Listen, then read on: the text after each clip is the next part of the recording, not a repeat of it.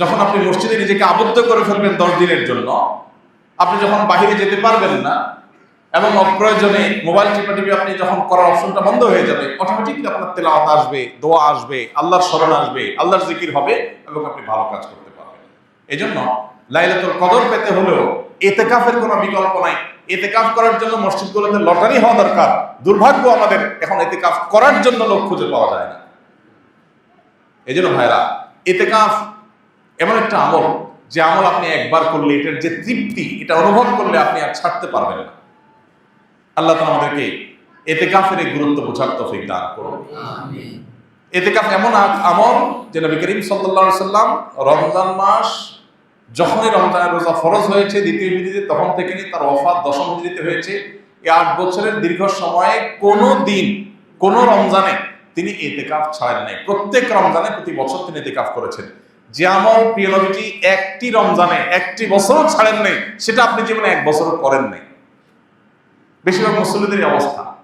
এখানে হাত তুলতে বলা হয়, কারা কারা জীবনে ইতিকাফ করেছেন, অল্প কিছু হাত উঠবে। বেশিরভাগ মানুষ জীবনে একবারও বসেন নাই। যেটা রাসূল সাল্লাল্লাহু আলাইহি ওয়াসাল্লাম জীবনে একবারও ছাড়েন নাই, সেটা আপনি জীবনে একবারও করেন নাই। আপনি কি উম্মত, কি জান্নাত প্রত্যাশী, আপনি নিজের মূল্যায়ন নিজে করেন। রাসূল সাল্লাল্লাহু আলাইহি ওয়াসাল্লাম জীবনে যেটা ছাড়েন নাই, এটা আপনি 1-2বার হলে তো করবেন। এই জন্য ইতিকাফ করার নিয়ত করবো তো ইনশাআল্লাহ। এখন থেকে বলতেছি, কারণ ইতিকাফ 20 রমজান সন্ধ্যা সূর্য ডোবার আগে আগে আপনাকে শুরু করতে হবে। তখন বললে তো আর আপনি প্রস্তুতি নিতে পারবেন না। এখন আগে থেকে বললাম, এর মধ্যে আপনি প্রস্তুতি নেন, প্রিপারেশন নেন, পরিকল্পনা করেন। তাহলে এই চতুর্মুখী চেষ্টা যদি আপনি করেন, তাহলে ইনশাআল্লাহ আপনার এই মাসটাকে আপনি সাকসেস করতে পারবেন। আল্লাহ আমাদেরকে রমজানের সকল অর্জন, সকল সুফল, সকল মাগফিরাত, নাজাত, রহমত, বরকত, কল্যাণ, সওয়াব, আজর, এগুলোকে আল্লাহ তাআলা আমাদের আমলনামায় নিজের ঘরে তোলার তৌফিক দান করুন। ভাইরা আমার, বহু মানুষ আমাদের সাথে এই মসজিদে হয়তো গত রমজানে ছিলেন, এই রমজানে তারা নাই।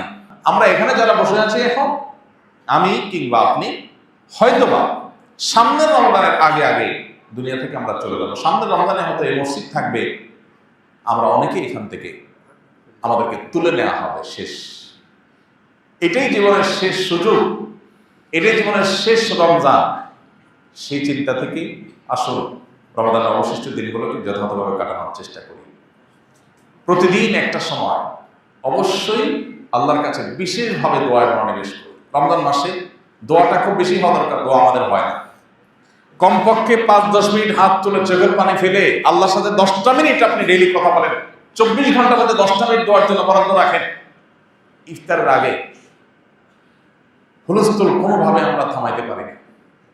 ইফতারের 15 মিনিট আগে বাসার সমস্ত আয়োজন স্টপ করে দেন, যা যেখানে আছে। এইভাবে পেঁয়াজি এখনো চুলার উপরে আছে, চুলা বন্ধ করে দেন। এই পেঁয়াজি মাগরিবের পরে খাবে আজকে আর দরকার নাই, কারণ এখন এটা করতে গেলে আজকের দোয়াটা মিস হয়ে যাবে। 15 মিনিট আছে, এখন পরিবারের সময় আল্লাহর কাছে হাত তোলেন। ইফতারের আগে দোয়া কবুল হয়।